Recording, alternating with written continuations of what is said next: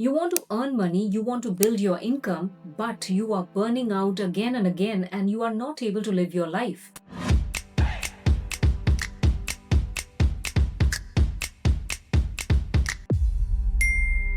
So this is where I'm going to share with you how to build income without burnout. If your income growth requires exhaustion, it is something that just sucks away your energy and you are not even able to live your life. Forget enjoying your life. Even if you're not able to live your life, do you think this success is sustainable? This growth is sustainable? I think you already know the answer. Burnout is not an ambition. It is a misalignment and it actually signals you that something is wrong which you need to fix immediately. Now, there was this person with whom I am working even now, but yeah, previously the case was everything was fine. The numbers were pouring in, the revenue was growing, everything looked amazing on paper because every quantity wise was fantastic, but the quality was not that great. He was always depressed, he was always stressed, and he was feeling like, okay, why am I even doing it? He was always feeling this burnout because he was not able to live his life even normally.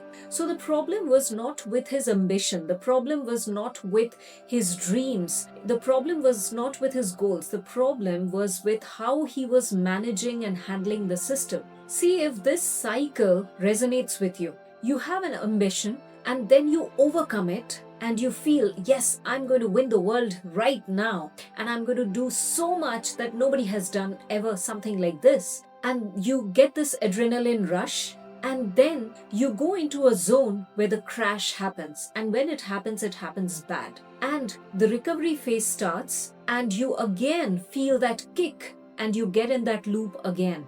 So you are stuck in a loop where you are not able to figure out how to actually break it. Now, in order to break this loop or break this pattern of your burning out again and again, first step is to build systems before scaling. In simple terms, if I put it, automate things which can be automated, delegate stuffs which you can delegate to others. You don't need to do 100% of the things, and simplify the stuffs which you feel that can be simplified amazingly. Maybe some offers, maybe the system. So automate, delegate, and simplify things. What are the things you can automate? For example, the backend processes, the email systems, the marketing systems, the lead generation system, or customer support, whatever it is, to a certain extent, can you start automating those processes? The next thing linked to it is your delegation part. Delegation means you do not have to do 100% of the stuffs. This is where the business owners are the bottlenecks of their own businesses because they feel like,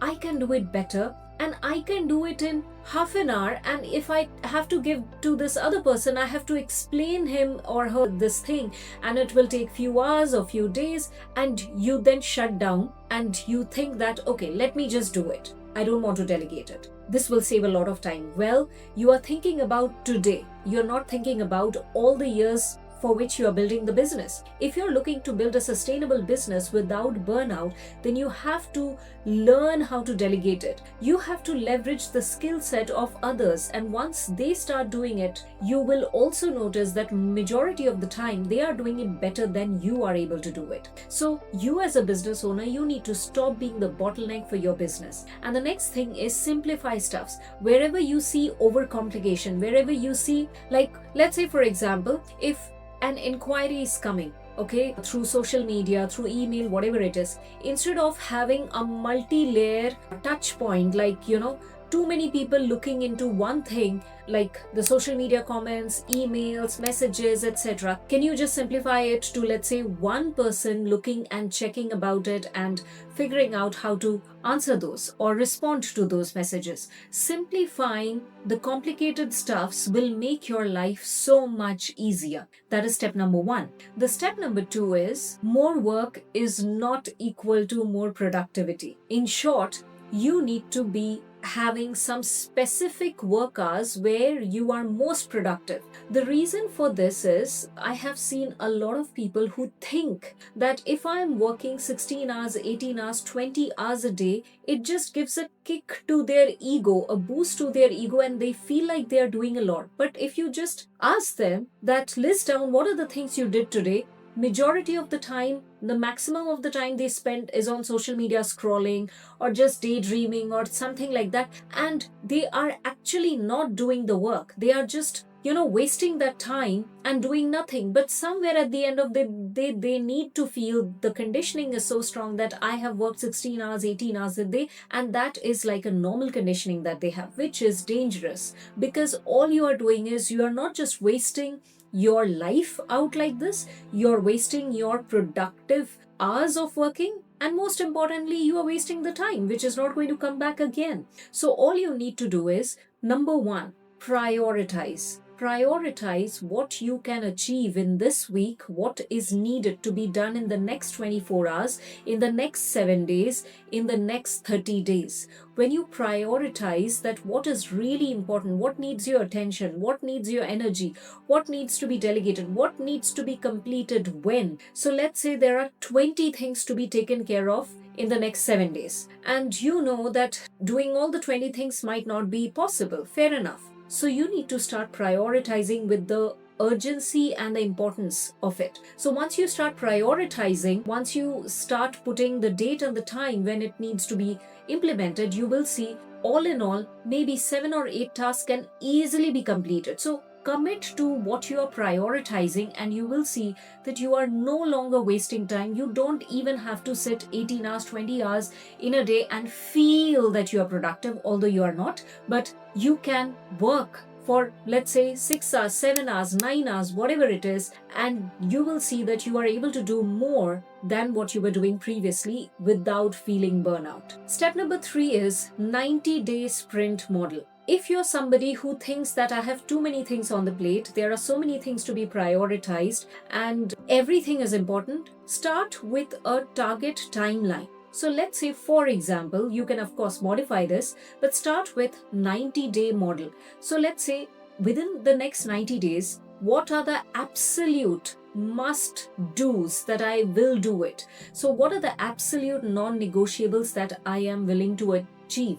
So even if throughout the period you just focus on one single thing, that's perfect. Because what is going to happen, in order to achieve that one thing, there would be multiple things in alignment in order to complete those. So you will see you are not just forming a system, you are actually forming a process for it to complete smoothly and you getting the results on time without burning out. Step number 4. Now this is very important because this is very much intangible. So if you're in a business, your income will fluctuate every now and then. It's very normal. And it might happen frequently, it might happen seldom, you never know. You need to separate your self-worth and your revenue or your cash flow. That means what happens is, many people, they combine their self-worth to the amount of money that they are earning. So what is happening is, when their income fluctuates, they feeling, their self-worth, their self-respect,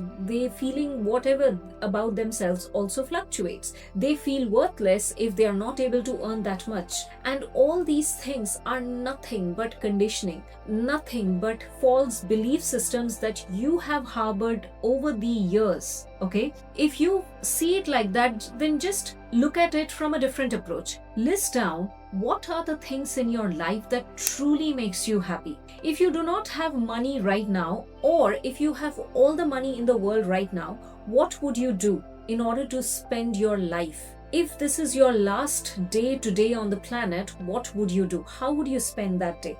Would you say that I will earn more money and then I'll die? Or is it something else? So the moment you attach your self-worth with the kind of revenue you are generating, you are going into a loop of feeling more stressed, feeling, unnecessary worry. You are burning out and you are doing all sorts of things which you can very easily avoid. So this number 4 is very much intangible, but all the more important. So focus on these things and see how these things, when you break it down, when you simplify this, do these exercises and see, do you still feel burnout? Or it is very easy to actually build your system and then start building income, start generating cash flow. And if you are looking for more such videos about how to increase your income or how to be more productive in order to get the result, whether the result you're looking for is in terms of money, relationship, health, does not matter. But how to get these results, check the links below. You will find all the videos that I have made previously in this channel. And if you're new to this channel, welcome. I make these kind of videos to help you achieve sustainable, committed, and measurable results, that you enjoy your life and you are somebody who knows who have the potential, but you get stuck in these unnecessary stuffs. So in this channel you will find only practical stuffs, no huff and puff. And if you have not yet read my book, which is 7 steps from shame to being back in the game, go ahead, check it out on Amazon. If possible, gift it to somebody. It's a transformation book. It is not a motivation book. There are a lot of exercises provided over there. And if you have any questions, you can reach me out through the email given below. You can just simply drop a comment over here. And before I leave, remember one thing. Sustainable income requires sustainable nervous system and sustainable inner system as well. Structured and planned growth always beats chronic hustle, and the hustle is not going to lead anywhere because it is never sustainable. Think about it. Namaskara.